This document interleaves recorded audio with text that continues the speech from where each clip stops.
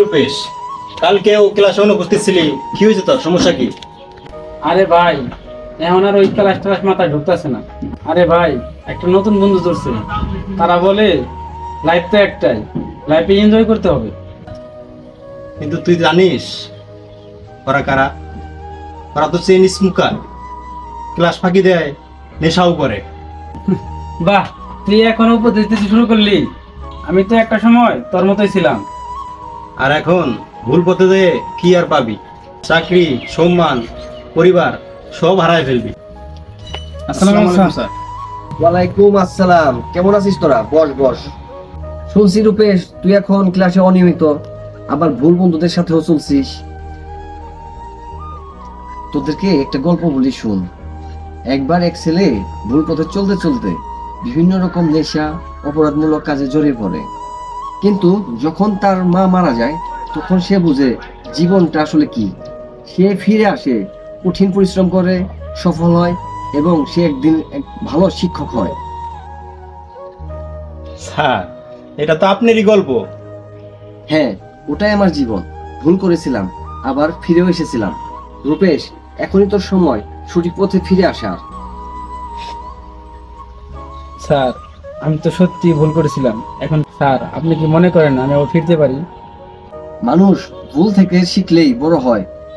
আমি জানি তুই পারবি, তুই আবার ফিরে আসতে পারবি। ভুল পথে যাওয়া মানুষকেও ফিরিয়ে আনা যায় যদি পাশে থাকে একজন ভালো বন্ধু এবং স্নেহশীল শিক্ষক। শিক্ষাই জীবন বদলে দিতে পারে। কিরে, একা কেমন খারাপ করে এখানে বসে আছিস কেন? পরিবারে কেউ অসুস্থ থাকলে জানি তো মন ভালো থাকে না। পরিবারে কি হয়েছে? কেউ অসুস্থ হয়েছে? কিরে, কথা বল। বাড়িতে আমার মা অনেক অসুস্থ। ডাক্তার বলছে চিকিৎসা করতে অনেক টাকা লাগবে। এত টাকা আমি আর কোথায় পাবো? কিছুই বুঝতেছি না। পরিবারে মা অসুস্থ থাকলে কিছুই ভালো লাগে না। আমার তো মা নাই, আমি বুঝি, আমি তো বুঝি। আমার পরিবারে মা নাই, আর মা না থাকলে কতটা যে কষ্ট। আর এই পরিবারের মাঝে মা যদি অসুস্থ থাকে, তাহলে এই পরিবারে কোনো শান্তি আসে না।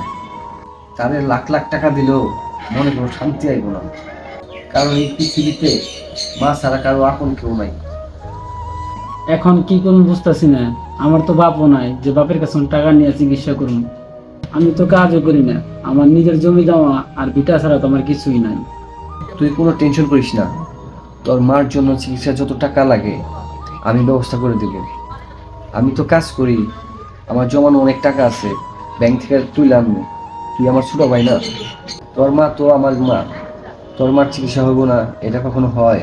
তোর খালি নিজের রক্ত বেঁচে হলো তার চিকিৎসা করাবো। করিস না, মা অসুস্থ থাকলে কিছুই ভালো লাগে না, এটা আমি জানি।